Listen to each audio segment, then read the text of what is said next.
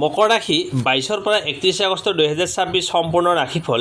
এই 10 দিন আপোনাৰ জীৱনত আনিব পাৰে এক গুৰুত্বপূৰ্ণ পৰিৱৰ্তনৰ সংকেত। হঠাৎ ধনৰ নতুন সুযোগ আহিবনে? চাকৰি বা ব্যৱসায়ৰ কণ্ট সিদ্ধান্তই আপোনাক লাভৰ পথ দেখুৱাব পাৰে। প্ৰেম আৰু দাম্পত্য জীৱনত লুকাই থকা কণ্ট কথা এই সময়ছোৱাত প্ৰকাশ পাব পাৰে। আৰু আটাইতকৈ গুৰুত্বপূৰ্ণ কথাটো হ'ল কোনজন মানুহক বিশ্বাস কৰি আপুনি লাভ পাব পাৰে আৰু কাৰ পৰা অলপ সাৱধান হোৱা উচিত। 22 পৰা 31 আগষ্টৰ ভিতৰত কোনটো তাৰিখ আপোনাৰ বাবে ভাগ্যশালী হ'ব পাৰে আৰু কোনটো সৰু ভুলে ধন সম্পত্তি বা সম্পৰ্কত সমস্যাৰ সৃষ্টি কৰিব পাৰে। আজিৰ এই সম্পূৰ্ণ ৰাশিফলত জানো আহক। ভিডিঅ'টো শেষলৈকে নিশ্চয় চাব, কাৰণ শেষত থাকিব মকৰ ৰাশিৰ বাবে শুভ তাৰিখ, শুভ সংখ্যা আৰু বিশেষ প্ৰতিকাৰ। আহিছোঁ ধন সম্পত্তি। মকৰ ৰাশিৰ জাতক জাতিকাসকল 22 পৰা 31 আগষ্ট 2026 এই সময়ছোৱাত ধন সম্পত্তিৰ ক্ষেত্ৰত আপোনাৰ বাবে লাহে লাহে পজিটিভ পৰিৱৰ্তনৰ সম্ভাৱনা দেখা যায়। যিসকলে বহুদিন ধৰি কোনো পে'মেণ্ট, ধাৰ দিয়া ধন, ব্যৱসায়ৰ বকেয়া বা আবদ্ধ হৈ থকা টকাৰ অপেক্ষাত আছে, তেওঁলোকৰ বাবে এই সময়ছোৱাত কিছু আশাৰ খবৰ আহিব পাৰে। বিশেষকৈ 23, 25, 28 আৰু 30 আগষ্ট এই তাৰিখবোৰত ধন সম্পৰ্কীয় যোগাযোগ, নতুন সুযোগ বা কোনো গুৰুত্বপূৰ্ণ সিদ্ধান্ত লোৱাৰ সম্ভাৱনা বেছি বুলি জ্যোতিষৰ দৃষ্টিত ধৰা হৈছে। ক'ৰ পৰা আহিব ধন লাভৰ নতুন সুযোগ? এই সময়ছোৱাত মকৰ ৰাশিৰ লোকসকলৰ বাবে পুৰণি পৰিচয়, আগৰ গ্ৰাহক, পুৰণি কাম বা আগতে কৰা কোনো প্ৰচেষ্টাৰ পৰা ধনৰ সুযোগ আহিব পাৰে। ব্যৱসায় কৰা লোকসকলে নতুন গ্ৰাহক বা নতুন অৰ্ডাৰ লাভ কৰাৰ সুযোগ পাব পাৰে। বিশেষকৈ যিসকলৰ ব্যৱসায়ত বেচা কিনা, যোগান সামগ্ৰী, সম্পত্তি বা কমিশ্যন ভিত্তিক কামৰ লগত জড়িত হৈ আছে, তেওঁলোকৰ বাবে সময়টো কিছু গুৰুত্বপূৰ্ণ হ'ব পাৰে। চাকৰি কৰা লোকসকলৰ ক্ষেত্ৰত বেতন বৃদ্ধি, ইনচেণ্টিভ, বোনাছ বা অতিৰিক্ত উপাৰ্জনৰ সুযোগ সম্পৰ্কে আলোচনা হ'ব পাৰে। কিন্তু সুযোগ আহিলেই তৎক্ষণাত সিদ্ধান্ত নলৈ সকলো চৰ্ত ভালদৰে বুজি লোৱাটো অতি প্ৰয়োজনীয়। টকা পইচাৰ ক্ষেত্ৰত ক'ত সাৱধান হ'ব লাগিব? 22 পৰা 31 আগষ্টৰ ভিতৰত আটাইতকৈ ডাঙৰ সাৱধানতা হ'ব অতি বিশ্বাস কৰি টকা ধাৰ দিয়া। কোনোবাই অলপ দিনৰ ভিতৰতে ঘূৰাই দিম বুলি ক'লেও পৰিস্থিতি নুবুজাকৈ ডাঙৰ অংকৰ ধন আগবঢ়োৱাটো এৰাই চলক। লগতে অনলাইন ইনভেষ্ট, অচিনাকি মানুহৰ লাভৰ প্ৰতিশ্ৰুতি, সন্দেহজনক আঁচনি বা অত্যধিক লাভৰ লোভৰ পৰা আঁতৰি থাকক। মকৰ ৰাশিৰ বাবে এই সময়ছোৱাত মূলমন্ত্ৰ হ'ব লাভৰ সুযোগ গ্ৰহণ কৰক, কিন্তু নথিপত্ৰ আৰু হিচাপ নকৰাকৈ টকা ইনভেষ্ট নকৰিব। সম্পত্তিৰ ক্ষেত্ৰত যিসকলে ঘৰ, মাটি, দোকান বা অন্য কোনো সম্পত্তি কিনা বেচাৰ কথা ভাবি আছে, তেওঁলোকৰ বাবে এই সময়ছোৱাত আলোচনা আগবঢ়াব পাৰে। কিন্তু সম্পত্তিৰ ক্ষেত্ৰত কেৱল কথাৰ ওপৰত নিৰ্ভৰ নকৰি কাগজ-পত্ৰ, মালিকী স্বত্ব, ঋণ বা আইনী বিষয়ে ভালদৰে পৰীক্ষা কৰাটো অত্যন্ত গুৰুত্বপূৰ্ণ।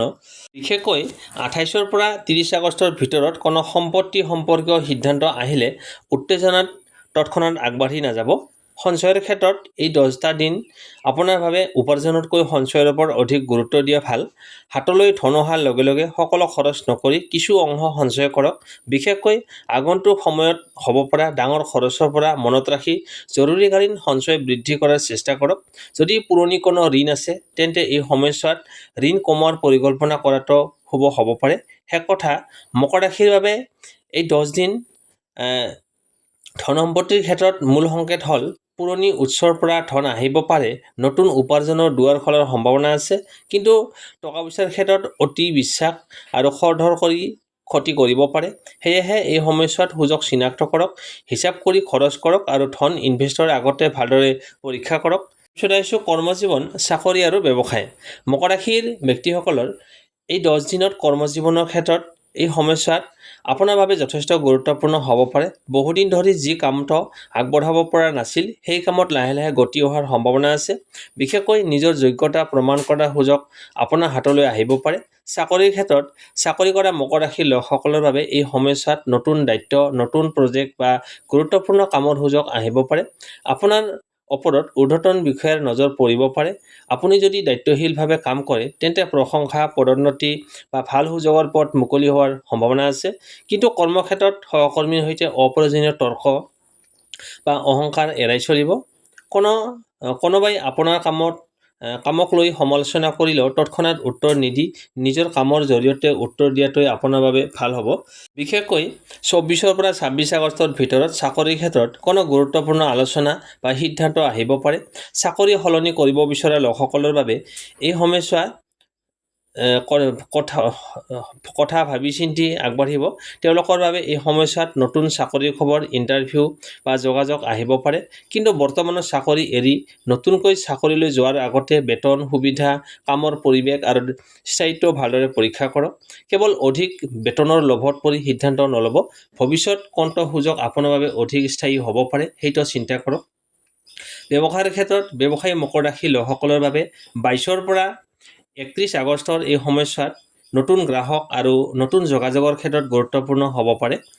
পুৰণি গ্ৰাহকৰ পৰা পুনৰ অৰ্ডাৰ আহিব পাৰে বা নতুন কোনো ব্যক্তিৰ সৈতে ব্যৱসায়িক সম্পৰ্ক গঢ় লৈ উঠিব পাৰে। বিশেষকৈ 27, 28 আৰু 30 আগষ্টত ব্যৱসায়িক যোগাযোগ, অৰ্ডাৰ বা নতুন সুযোগৰ সম্ভাৱনা দেখা যায়। যিসকলে নতুন ব্যৱসায় আৰম্ভ কৰাৰ কথা ভাবি আছে তেওঁলোকে এতিয়াই ডাঙৰ ইনভেষ্ট কৰাৰ সলনি সৰু পৰিসৰত পৰীক্ষা কৰি বজাৰৰ প্ৰতিক্ৰিয়া চোৱাটো ভাল। ব্যৱসায়ত সাৱধানতা। এই সময়ছোৱাত আটাইতকৈ গুৰুত্বপূৰ্ণ সাৱধানতা হ'ব সহযোগী আৰু টকা পইচাৰ লেনদেন। কোনোবাই বহু লাভৰ কথা কৈ ব্যৱসায়ত অংশীদাৰ ল'বলৈ আহিলে সকলো কথা লিখিতভাৱে ৰাখক। মুখৰ কথাত ডাঙৰ অংকৰ ধন নিদিব। বাকী থকা ধনৰ হিচাপ, গ্ৰাহকৰ পে'মেণ্ট আৰু সামগ্ৰী ক্ৰয় বিক্ৰয়ৰ ৰেকৰ্ড স্পষ্টকৈ ৰাখক। আৰু এটা কথা, ব্যৱসায়ত লাভ কম হৈছে বুলি হঠাৎ ডাঙৰ পৰিৱৰ্তন নকৰিব। প্ৰথমতে ক'ত খৰচ বেছি হৈছে, ক'ত লাভ কমিছে সেইটো বিশ্লেষণ কৰক। ভাগ্যৰ বিশেষ সংকেত।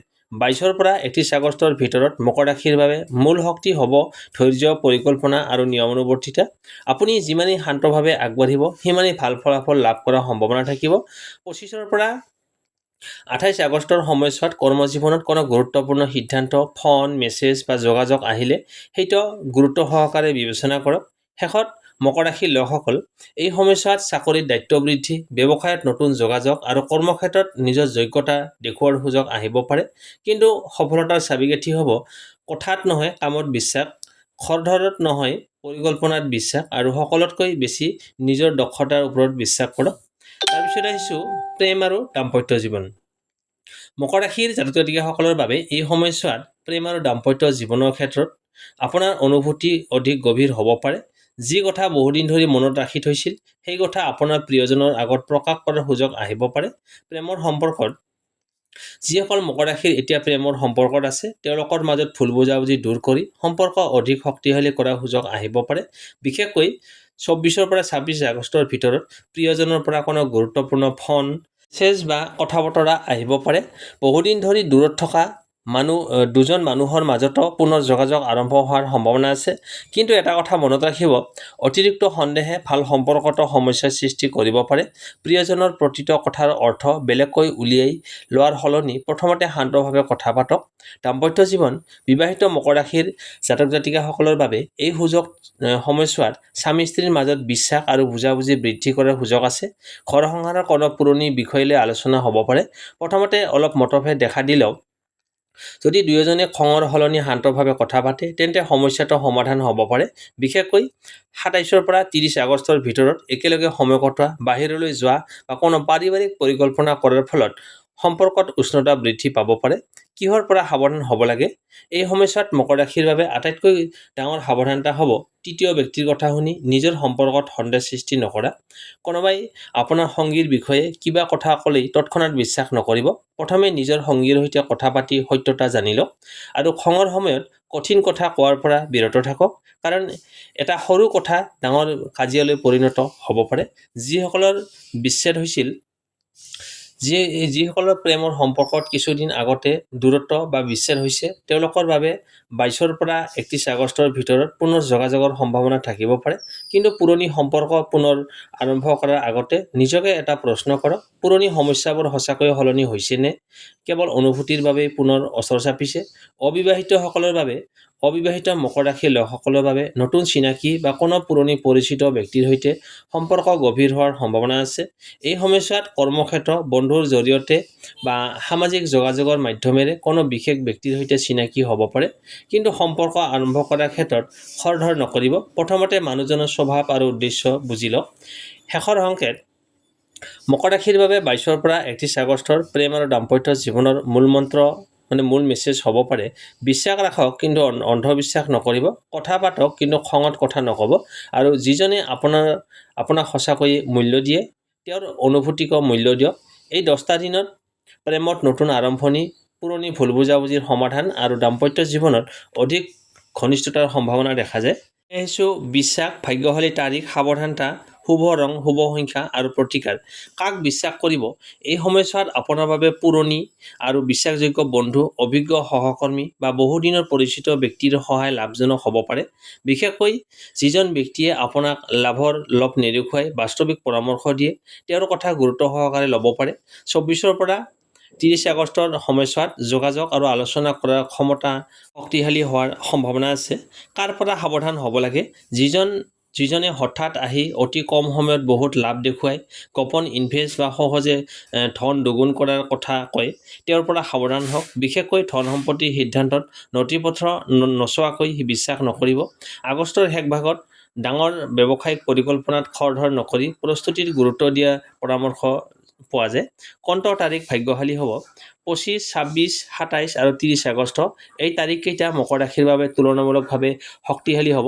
বিশেষকৈ 27 আগষ্টত সূৰ্য বুধ গ্ৰহৰ সংযোগৰ জ্যোতিষীয় ঘটনা আছে আৰু কিছুমান মকৰ ৰাশিৰ এই সময়ছোৱাত 25 পৰা 27 আৰু 29 পৰা 30 আগষ্টত ধন আৰু সুযোগৰ সংকেত দেখা হৈছে। কণ্ট সৰু ভুলে ডাঙৰ সমস্যা কৰিব পাৰে।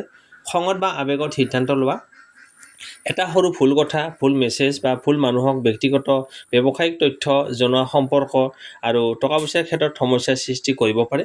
বিশেষকৈ 28 পৰা 31 আগষ্টত অতিৰিক্ত আত্মবিশ্বাসেৰে ডাঙৰ টকা পইচাৰ সিদ্ধান্ত নলোৱাই ভাল। এই সময়ত নতুন ডাঙৰ প্ৰকল্প আৰম্ভ কৰাৰ সলনি ইতিমধ্যে থকা কাম শক্তিশালী কৰাৰ পৰামৰ্শ দিয়া হৈছে। শুভ ৰং নীলা, সেউজীয়া আৰু ক'লা। শুভ সংখ্যা হৈছে 8, 17 আৰু 26। বিশেষ প্ৰতিকাৰ, শনিবাৰে পুৱা বা সন্ধিয়া শনিদেৱৰ নাম স্মৰণ কৰি তিলৰ তেলৰ চাকি জ্বলাব পাৰে। সম্ভৱ হ'লে কোনো দৰিদ্ৰ বা প্ৰয়োজনীয় ব্যক্তিক ক'লা তিল, মাটিমাহ খাদ্য দান কৰক। আৰু প্ৰতিদিনে নিজৰ কাম আৰম্ভ কৰাৰ আগতে মনে মনে কওক, মই ধৈৰ্য্যৰে সিদ্ধান্ত লওঁ, সঠিক মানুহক বিশ্বাস কৰক আৰু ভুল সিদ্ধান্তৰ পৰা নিজকে ৰক্ষা কৰক। মকৰ ৰাশিৰ মূল মেছেজ, 22 পৰা 31 আগষ্টত ভাগ্যৰ দুৱাৰ খোলাৰ সম্ভাৱনা আছে, কিন্তু সেই দুৱাৰলৈ যোৱাৰ চাবিকাঠি হ'ব ধৈৰ্য্য, সঠিক মানুহ চিনাক্ত কৰা আৰু টকা পইচাৰ ক্ষেত্ৰত সাৱধানতা। মকৰ ৰাশিৰ জাতক জাতিকাসকল, 22 পৰা 31 আগষ্ট 2026 এই ৰাশিফলৰ পৰা আপুনি নিশ্চয় বুজি পাইছে এই সময়ছোৱাত আপোনাৰ বাবে টকা পইচা, কৰ্মজীৱন, প্ৰেম আৰু দাম্পত্য জীৱনত নতুন সুযোগৰ দুৱাৰ মুকলি হ'ব পাৰে। কিন্তু মনত ৰাখিব, ভাগ্যই সুযোগ আহিলেও খৰধৰ, অতিৰিক্ত বিশ্বাস আৰু ভুল সিদ্ধান্তৰ পৰা নিজকে আঁতৰাই ৰখাটো অতি প্ৰয়োজনীয়। যদি আপুনি মকৰ ৰাশিৰ জাতক বা জাতিকা হয়, তেন্তে কমেণ্টত ওম চং শনিশ্বৰায় নমঃ লিখি আপোনাৰ শুভকামনা জনাওক। ভিডিঅ'টো ভাল লাগিলে লাইক, শ্বেয়াৰ আৰু চেনেলটো ছাবস্ক্ৰাইব কৰিবলৈ নাপাহৰিব। আপোনাৰ প্ৰিয়জন বা মকৰ ৰাশিৰ কোনো বন্ধু আত্মীয়ৰ সৈতে এই ভিডিঅ'টো নিশ্চয় শ্বেয়াৰ কৰক।